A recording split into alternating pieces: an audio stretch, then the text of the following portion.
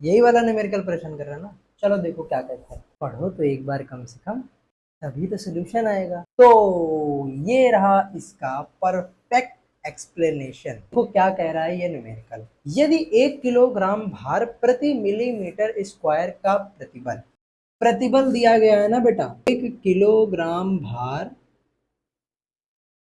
प्रति mm², इतना प्रतिबल अगर हम किसी तार पर लगाएं कि तार की लंबाई में कितने प्रतिशत की वृद्धि होगी। प्रतिशत वृद्धि यानी कि पूछ रहा है delta L upon L into 100%। ठीक, ये पूछ रहा है। क्या क्या दिया गया है, और y की वैल्यू दी गई है, देखो कितनी, 1.0 इंटू 10⁻11 न्यूटन प्रति मीटर स्क्वायर। सब कुछ हमको एमकेएस या एसआई में रखना होता है। अब ये किलोग्राम भार में दिया गया, किलोग्राम भार को बोलो किस में बदलेंगे, न्यूटन में। और 1 किलोग्राम भार बराबर कितना होता है, 9.8 न्यूटन, यही होता है। तो चलो, और mm² को किस में बदलेंगे, मीटर स्क्वायर में। चलो बदलो बदलो भाई बदलो। किलोग्राम भार, 1 किलोग्राम भार की जगह हम क्या रख देंगे, 9.8 न्यूटन बटे में क्या, mm² है। mm² को मीटर स्क्वायर में बदलने के लिए किसका गुणा कराएंगे बताओ।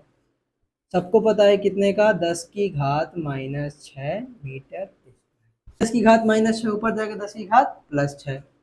तो यहाँ से प्रतिबल क्या आ गया, 9.8 इंटू 10⁻6 न्यूटन बटे मीटर स्क्वायर।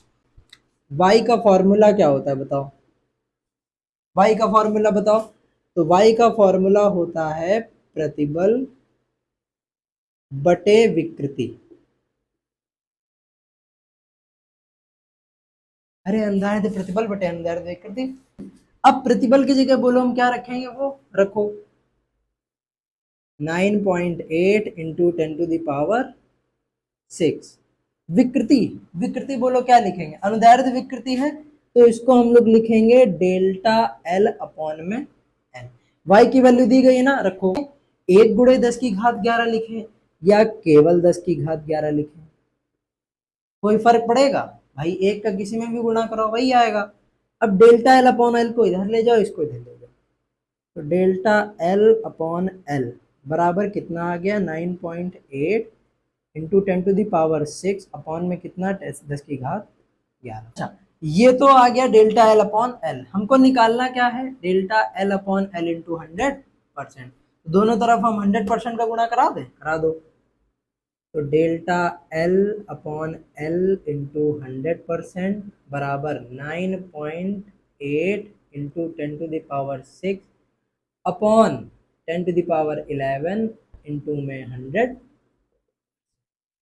ठीक, अब घाते एडजस्ट कर लो, बस आ गया, करो एडजस्ट। तो delta L upon L into 100% is equal to, ऊपर 9.8, ये 6 और 2 घात मिलके कितनी हो गई, 8, 6 2 8, 8 में 11 घटाओ कितना हुआ, 10⁻3। भाई 6 2 8, ये 2 घात और ये 6 घात, दोनों जब 11 को काटेंगे तो कितनी बचेंगी, 11 में 8 घटाओ, 8 3 11, यहाँ कितनी बची, 3। तो ये क्या आ गया, 9.8 बटे में 10⁻3। 10⁻3 को हम 1000 नहीं लिख सकते, लिख सकते हैं। अब बताओ, नीचे 3 जीरो हैं तो ऊपर कितने अंक दशमलव खसकेगा, 3 अंक खसकाओ। यहाँ पर है 1, इधर आया, फिर 2, फिर 3, यानी कि 0.0098% भी तो लगा इधर। बात समझ में आई, प्रतिशत वृद्धि कितनी आ गई बेटे, कितनी आ गई, 0.0098%। इसका आंसर है, क्या आंसर सही आ रहा है, सही आ रहा है तो